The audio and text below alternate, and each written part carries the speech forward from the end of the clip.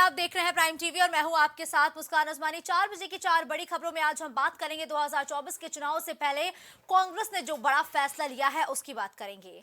कांग्रेस ने राहुल गांधी की भारत जोड़ो यात्रा के बाद अब दूसरी यात्रा निकालने की घोषणा की है। कांग्रेस ने इस यात्रा का नाम भारत न्याय यात्रा रखा है, जो कि 14 जनवरी से शुरू होगी। मणिपुर से मुंबई तक होने वाली इस यात्रा में कांग्रेस 6200 किलोमीटर की दूरी तय करेगी और भारत न्याय यात्रा की शुरुआत 14 जनवरी से होगी, जो कि 20 मार्च तक चलेगी। वहीं कांग्रेस अध्यक्ष मल्लिकार्जुन खड़गे इस यात्रा को हरी झंडी दिखाएंगे और कांग्रेस की ये यात्रा पहले की तरह पूरी पैदल नहीं होगी।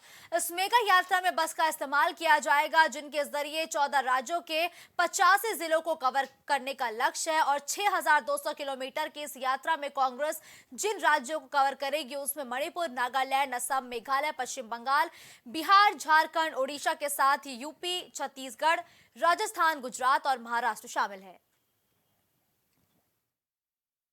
भारत जोड़ो यात्रा के बाद अब राहुल गांधी जी के नेतृत्व में कांग्रेस पार्टी भारत न्याय यात्रा निकालने वाली है। 14 जनवरी से लेकर 20 मार्च तक 6200 किलोमीटर लंबी भारत न्याय यात्रा 14 राज्यों से गुजरेगी। मणिपुर में शुरुआत होगी और यह समाप्त होगी मुंबई में। तो कांग्रेस की न्याय यात्रा की शुरुआत होगी और 2024 के मद्देनजर कांग्रेस लगातार जमीनी स्तर पर सक्रिय हो रही है। जहां एक तरफ इस वक्त यूपी में कांग्रेस की यूपी जोड़ो यात्रा देखने को मिल रही है, तो लगातार एक लंबे समय से इंतजार था कि अब भारत जोड़ो यात्रा की पार्ट 2 का आगाज कब से होगा, जिसका ऐलान कर दिया गया है। लेकिन पहले भारत जोड़ो यात्रा नाम था और अब राहुल गांधी न्याय यात्रा के जरिए अपना जनाधार बढ़ाने की कोशिश करते हुए नजर आएंगे। आमिर इस खबर पर ज्यादा जानकारी के लिए इस वक्त हमारे साथ लाइव जुड़ चुके हैं। आमिर, देखिए, राहुल गांधी की भारत जोड़ो यात्रा के बाद लगातार इंतजार था कि आखिर भारत जोड़ो यात्रा पार्ट 2 कब निकाली जाएगी, लेकिन इसी बीच कांग्रेस की तरफ से एक बड़ा ऐलान किया गया है कि भारत जोड़ो यात्रा के तर्ज पर ही अब भारत न्याय यात्रा निकाली जाएगी। क्या सिर्फ यात्रा का नाम बदला है या सिर्फ एजेंडे में भी बड़ा परिवर्तन किया गया है कांग्रेस की तरफ से? आमिर,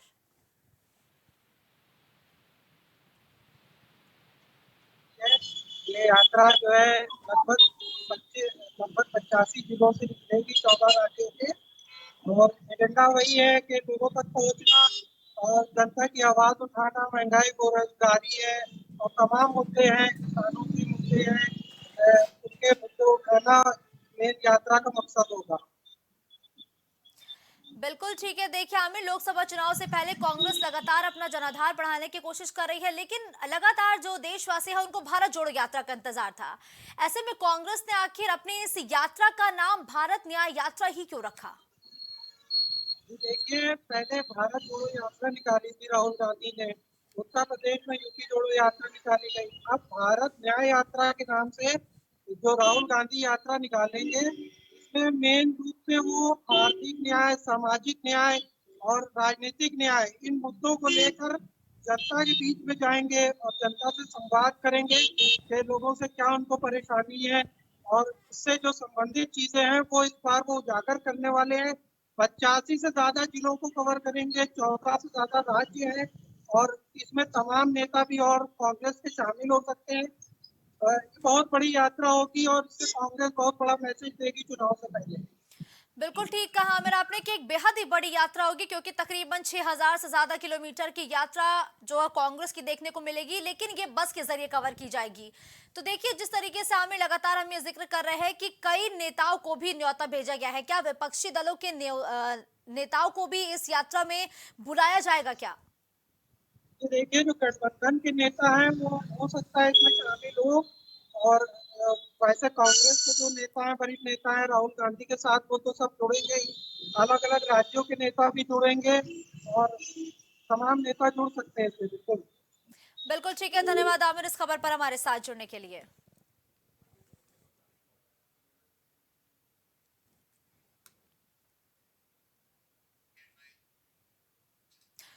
देश के रक्षा मंत्री राजनाथ सिंह आज जम्मू दौरे पर पहुंचे, जहां रक्षा मंत्री ने राजौरी में सैनिकों को संबोधित कर उनका मनोबल बढ़ाया। उन्होंने पुंछ हमले में बलिदान हुए 4 जवानों को श्रद्धांजलि दी और घायलों को शीघ्र ठीक होने की वो कामना करते हुए नजर आए हैं।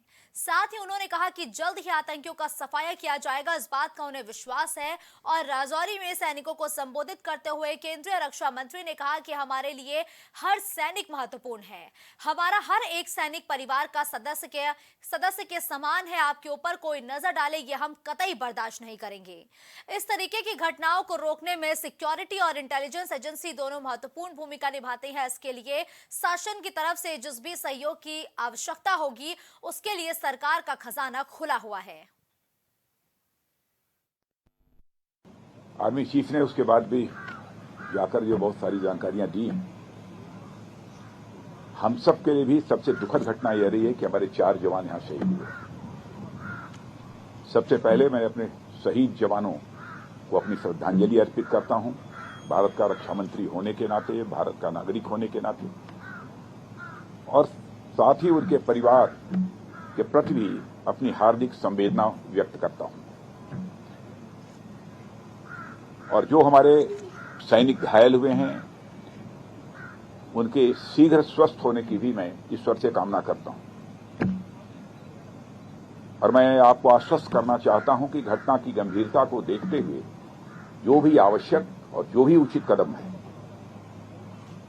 वह उठाने की भरपूर कोशिश की जा रही है। हमारे लिए हर सैनिक बेहद महत्वपूर्ण है और हमारा एक सैनिक, मैं मानता हूं, वह हमारे परिवार के सदस्य के समान है। यह हम सब के अंदर यह भावना रहती है, सारे देशवासियों के अंदर यह भावना रहती है। और आपके ऊपर कोई नजर डाले तो सचमुच यह हम सबको कतई बर्दाश्त नहीं है। मैं आपको यह विश्वास दिलाना चाहता हूं। इस प्रकार की घटनाओं को रोकने में सिक्योरिटी और इंटेलिजेंस एजेंसी दोनों ही महत्वपूर्ण भूमिका निभाते हैं और लगातार उनके द्वारा भी यह प्रयत्न जारी है कि यह उनकी यह भूमिका और भविष्य में ज्यादा इफेक्टिव हो। उसके लिए जो भी शासन की तरफ से सहयोग की आवश्यकता है अथवा भविष्य में भी जो शासन के सहयोग की आवश्यकता पड़ेगी, उसके लिए हम सरकार का खजाना पूरी तरह से खुला हुआ है। राजेश ज्यादा जानकारी के लिए इस वक्त हमारे साथ जुड़ गए हैं। देखिए राजेश, आज जिस तरीके से रक्षा मंत्री राजनाथ सिंह राजौरी पहुंचे, सैनिकों का हौसला बढ़ाते हुए नजर आए। साथ ही साथ ये भी कहा गया है आज सैनिकों से कि किसी भी तरीके की मदद के लिए सरकार का खजाना हमेशा सैनिकों के लिए खुला हुआ है। आज किस तरीके से सैनिकों का जोश बढ़ाते हुए, उनका हौसला बढ़ाते हुए रक्षा मंत्री राजनाथ सिंह नजर आए हैं?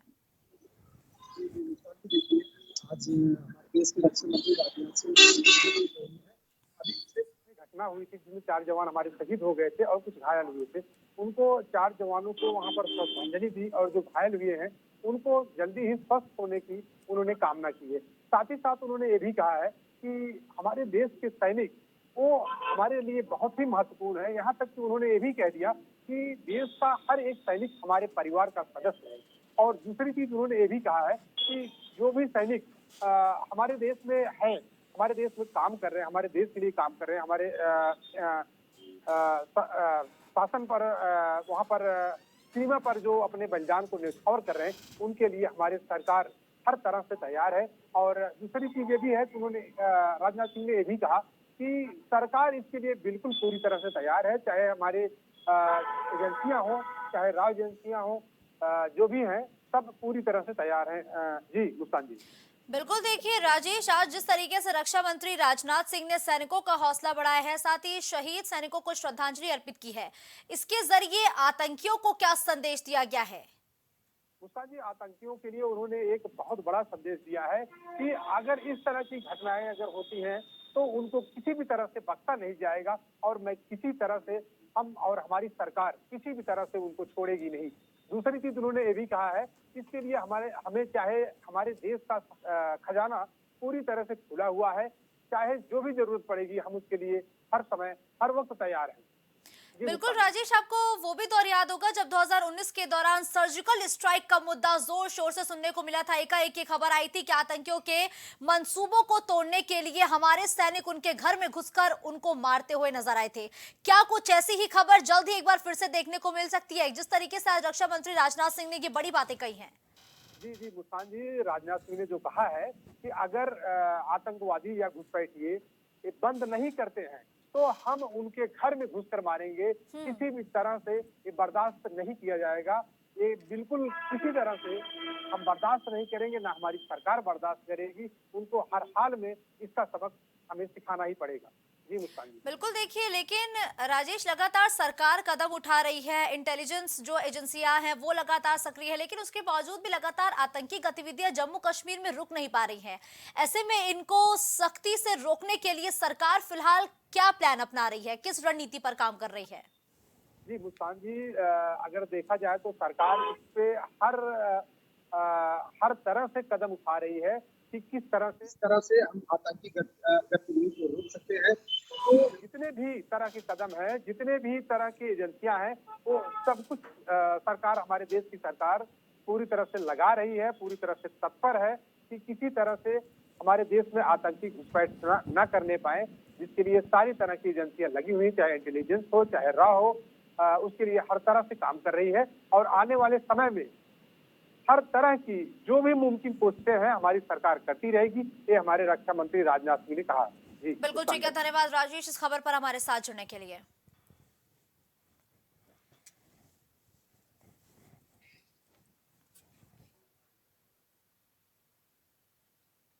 बिहार की राजनीति में सियासी हलचल जारी है।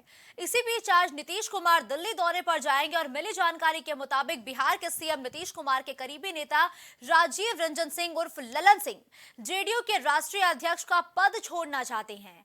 नीतीश और ललन के बीच दरार के अटकलों के कई कारण गिनाए जा रहे हैं। हालांकि अगर ललन सिंह पार्टी अध्यक्ष की जिम्मेदारी छोड़ते हैं तो जेडीयू के इतिहास में यह पहली बार नहीं होगा।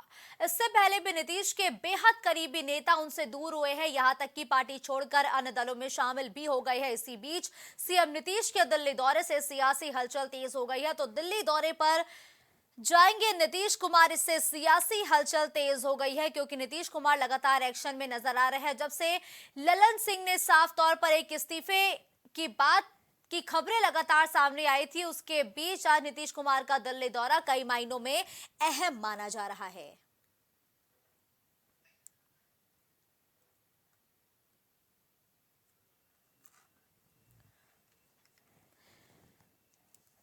तो बिहार से लेकर दिल्ली तक अब सियासत तेज हो गई है क्योंकि ललन सिंह के इस्तीफे के बाद से लगातार जेडीयू के अंदर खाने से बड़ी खबरें सामने आ रही हैं, जिसके बाद से ही नीतीश कुमार लगातार अलर्ट हो चुके हैं।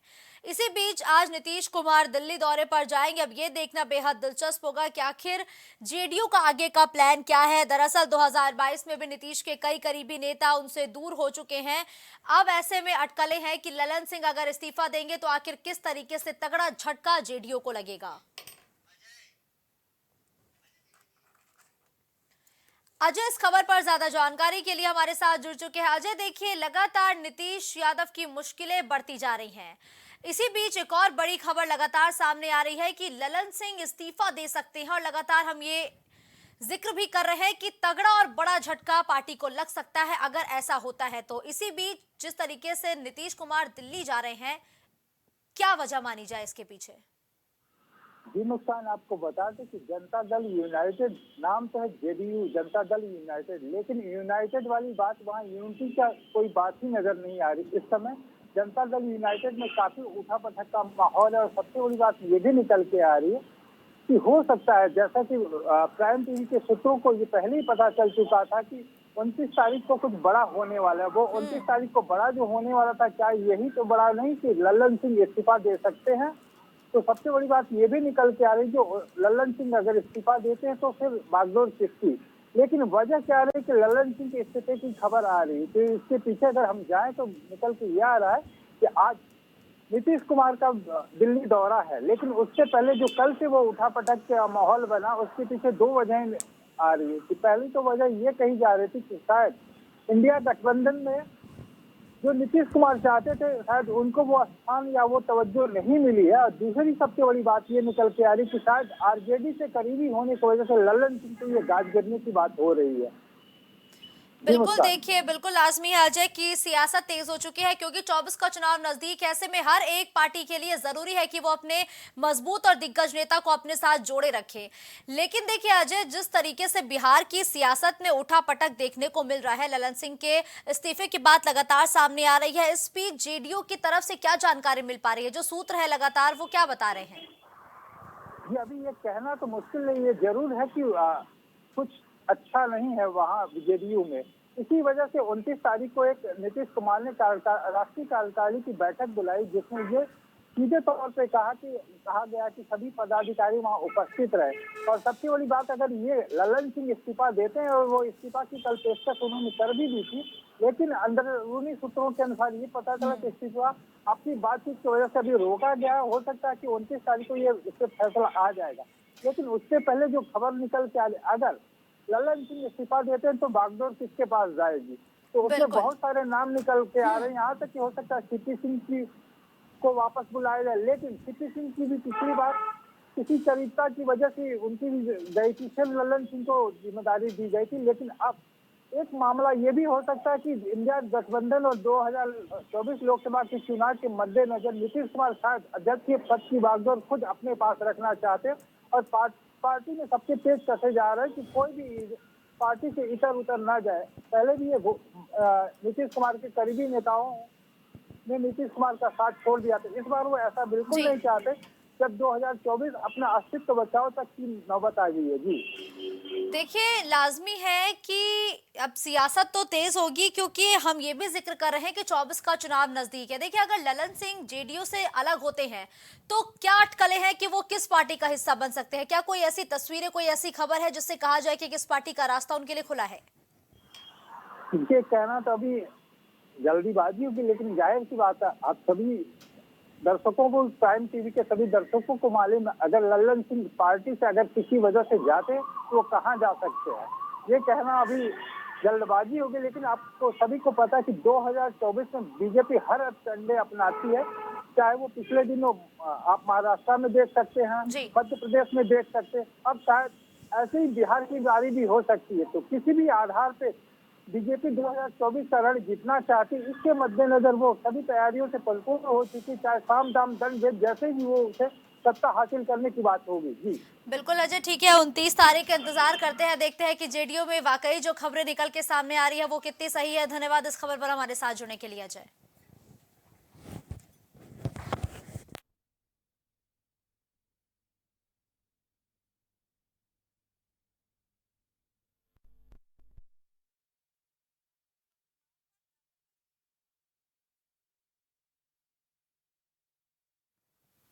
बाईस जनवरी का दिन जैसे जैसे नजदीक आ रहा है, वैसे वैसे अयोध्या का रूप और निखरता जा रहा है। प्राण प्रतिष्ठा समारोह के लिए जहां तैयारियां जोरों से चल रही है, वहीं मंदिर के निर्माण का काम भी लगभग पूरा होने वाला है। देश के कोने कोने में राम मंदिर के लिए तैयारी चल रही है। अयोध्या श्री राम मंदिर ट्रस्ट के महासचिव चंपत राय ने प्रेस कॉन्फ्रेंस कर राम मंदिर निर्माण कार्य की प्रगति की जानकारी दी। उन्होंने बताया कि सुप्रीम कोर्ट के निर्देशानुसार 70 एकड़ के नॉर्दर्न पार्ट में मंदिर बनाया जा रहा है और ग्राउंड फ्लोर बनकर तैयार है। फर्स्ट फ्लोर का काम चल रहा है, जबकि सेकंड फ्लोर का काम जारी है। मंदिर के चारों तरफ दीवार बनाई जा रही है। उन्होंने बताया कि परोकटा का कॉन्सेप्ट केवल तमिलनाडु और केरल में है। राम मंदिर में 14 फीट चौड़ी है। अपर लेवल पर परिक्रमा मार्ग बनाया जा रहा है और परोकटा के एक कोने पर सूर्य मंदिर होगा, दूसरे पर शंकर जी का और तीसरे पर भगवती का मंदिर, और जबकि चौथे पर गणेश जी की और दक्षिणी भुजा पर हनुमान जी का मंदिर होगा। इसे पंचायत कहा जाएगा। तो 22 जनवरी का इंतजार है, क्योंकि 22 जनवरी ये वो तारीख होगी जो इतिहास के पन्नों में दर्ज हो जाएगी। तो दीपोत्सव जैसी तस्वीरें एक बार फिर से रामनगरी अयोध्या से सामने आने लगी है। राम मंदिर की भव्यता, दिव्यता और उसका सुंदर रूप एक बार फिर से देखने को मिल रहा है। और जब 22 की वो तारीख होगी तो पूरी अयोध्या भव्य होगी, दुल्हन सी सजी पूरी अयोध्या देखने को मिलेगी, जिसके लिए तैयारियां अपने अंतिम रूप में चल रही हैं। खबरों का सिलसिला यूं ही जारी रहेगा। देश और दुनिया की तमाम बड़ी खबरों के लिए आप देखते रहिए प्राइम टीवी।